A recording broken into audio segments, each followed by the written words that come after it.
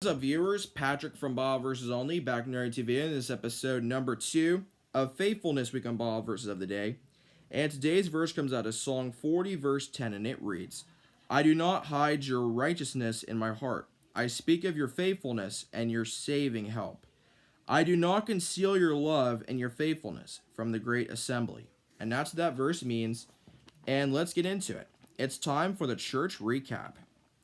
And starting off, in the book of John, in chapter 15, verses 18 through 19. And here is what it says. If the world hates you, keep in mind that it hated me first. If you belong to the world, it would love you as its own. As it is, you do not belong to the world, but I have chosen you out of the world. That is why the world hates you. And finally, in Isaiah 53, verses 4 through 5,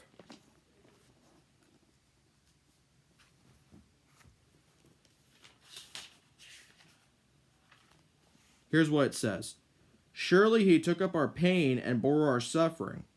Yet we consider him punished by God, stricken by him, and afflicted. But he was pierced for our transgressions, he was crushed for our iniquities. The punishment that brought us peace was on him, and by his wounds we were healed. And that's all for the verse portion. That was a video that Glenn posted yesterday titled Scars of Love. Now going to the book of Deuteronomy. And in Deuteronomy chapter 6, verses 4 through 5,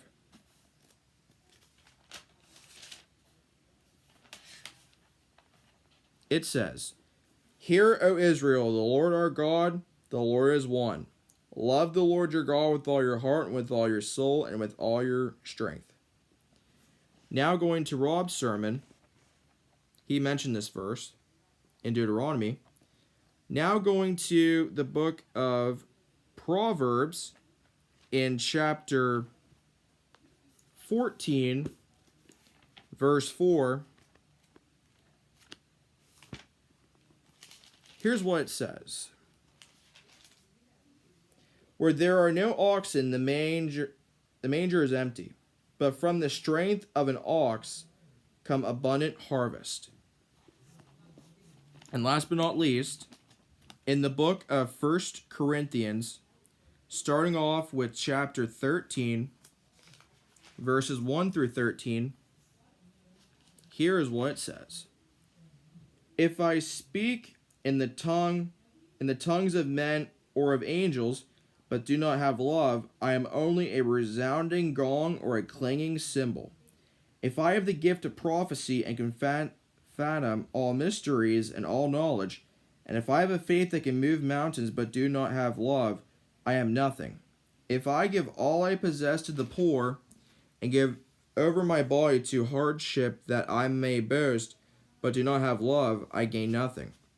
Love is patient, love is kind. It does not envy, it does not boast, it is not proud, it does not dishonor others, it is not self-seeking, it is not easily angered, it keeps no record of wrongs. Love does not delight in evil, but rejoices with the truth.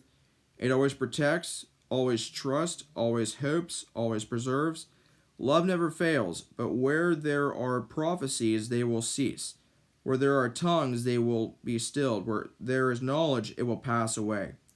For we know in part and we prophesy in part, but when completeness comes, what is in part disappears. What is in part disappears. When I was a child, I talked like a child. I thought like a child. I reasoned like a child. When I became a man, I put the ways of childhood behind me. For now we see only a reflection as in a mirror. Then we shall see face to face. Now I know in part, then I shall know fully, even as I am fully known. And now these three remain, faith, hope, and love, but the greatest of these is love. And finally, in 1 Corinthians 14, verse 1, it says, Follow the way of love, and eagerly desire gifts of the Spirit, especially prophecy. And that's all for the verse portion. And the verse to leave you with today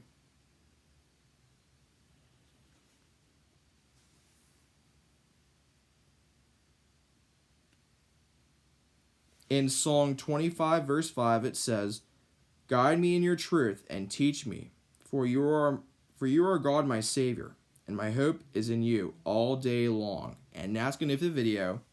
Thanks for watching, and until next time again, viewers, in every way, God's way is always the best way.